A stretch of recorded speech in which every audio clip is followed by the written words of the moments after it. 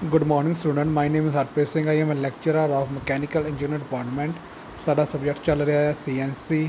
अज आप next topic करांगे format. ठीक है, किस फॉर्मेट च आप लिखते हैं, प्रोग्रामिंग करते हैं। ठीक है, format for writing part programme. Various standard format have been developed to write and C part program.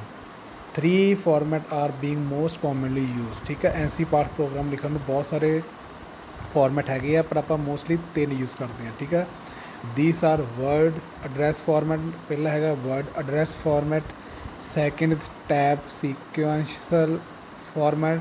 ठीक है, सीक्वेंस भी कह सकते हैं, सीक्वेंशियल भी कह सकते। ठीक है, third is fixed block format. ठीक है, these format use different method of writing the word in A block of instructions. ठीक है, ब्लॉक मतलब एक लाइन है, वो आप डिफरेंट फॉर्मेट होंगे। ठीक है, लिख सकते हैं आप। सब तो पहले देखो वर्ड एड्रैस फॉर्मेट की है। In this format an alphabet proceeds each word, hence identifying the function of numerical data followed and addressing the data to a specific location in the controller memory. There is a standard sequence in which NC word should be written.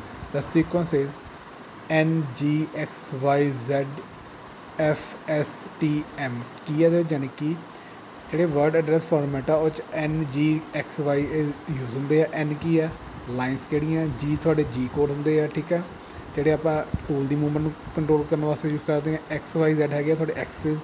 ਠੀਕ ਹੈ, F ਆ ਤੁਹਾਡੀ feed, S ਕੀ ਆ S speed, T ਕੀ ਆ ਕਿਹੜਾ number tool use ਹੋ ਰਿਹਾ ਹੈ। ਠੀਕ ਹੈ, M ਕੀ ਆ M ਹੈਗਾ ਤੁਹਾਡਾ machine code.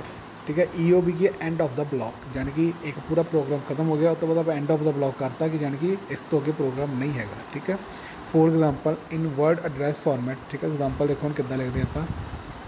A typically instruction block will be return as. ठीक है, जिदा हम N50 आ, N50 तो लैके N50 स्टार्ट है, इतों लैके इतने तक। ठीक है, ये एक साडा ब्लॉक है, इनका एक ब्लॉक कहते हैं। ठीक है, ये थोड़ा ब्लॉक है एक। हम की है N50 की है, यानी कि लाइन कितनी है 50वीं। ठीक है, 50वीं लाइन है।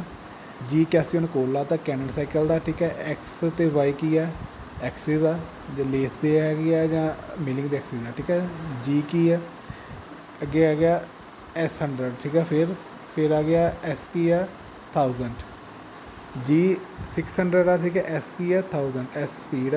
ठीक है, इतने ने गलत लाया, इतने F लगना आ चीज़ पर, इतने फीड लगनी है।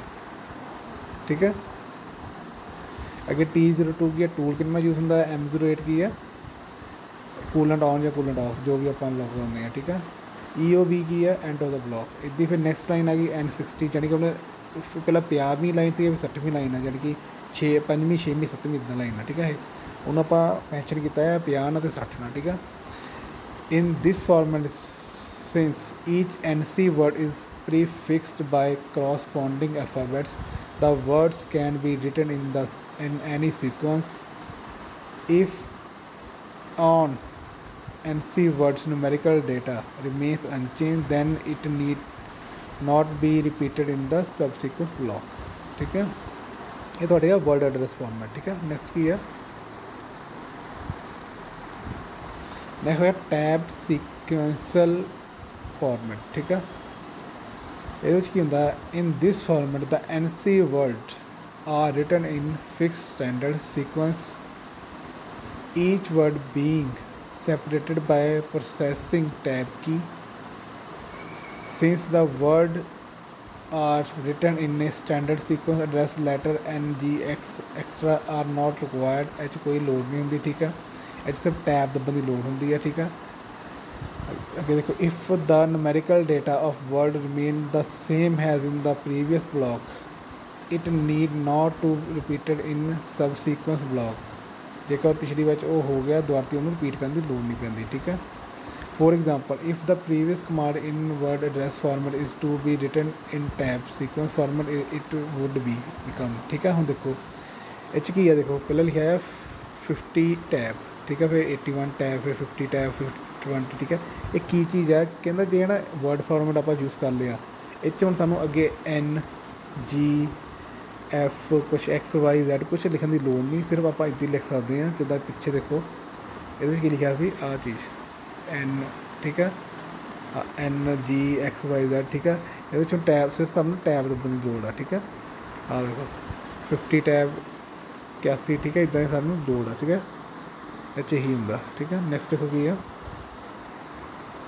नैक्सट है fix block format. Fix block format की होंगे है NC word in this format should be written in a standard sequence ठीक है। Address letter are not required, address letter कोई लोड़ नहीं पैंती जिदा कि N X Y Z कुछ नहीं लोड़ पैंती, ना ही टैब की लोड़ पैंती है। Even if numerical data of the word remain same as in the previous block it must be repeated in the subsequence block.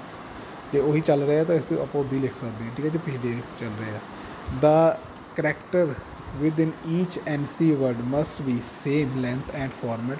Consider the previous example, the same block can be written in fix block format has follow ठीक है। की होंगे है 50 81 50 20 600 ये सब कुछ जानी कि अगे N आ वो G है फिर M आ कोड लिखे हुए हैं ठीक है।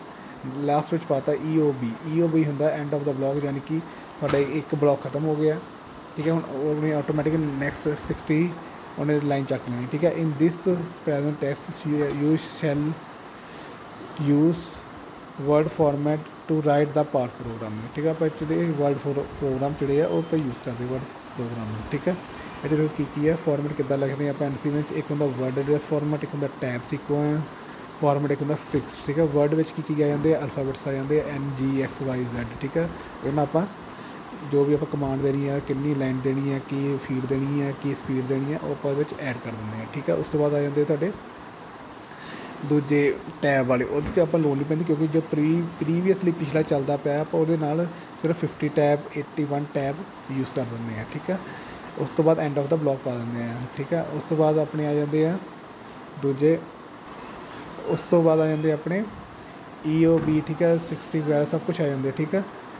नैक्सट आ जाते फिक्स ब्लॉक, ये ना सानू कुछ जो प्रीवियसली चलता पाया ठीक है कोई भी सानू लिखने की लोड़ नहीं वो ठीक है। ये होंगे NC वर्ड यानी कि ना जिले तुम तैयार करते हैं कोई भी प्रोग्राम तैयार करते हैं इस सीक्वेंस तैयार होंगे आ वाले ठीक है। हूँ कई च ना एंड ऑफ द ब्लॉक जिदा ना दो प्रोग्रामिंग होंगे है, एक होंगे सीमंस एक होंगे फनुक ठीक है। फनुक तो सीमन फनुक FANUC फनुक, एक होंगे सीमन SIMON सीमस ठीक है। इन्होंने दोनों प्रोग्राम पर तैयार करते हैं। कई च ना सानू एंड ऑफ द ब्लॉक पाना पैंदा है ठीक है।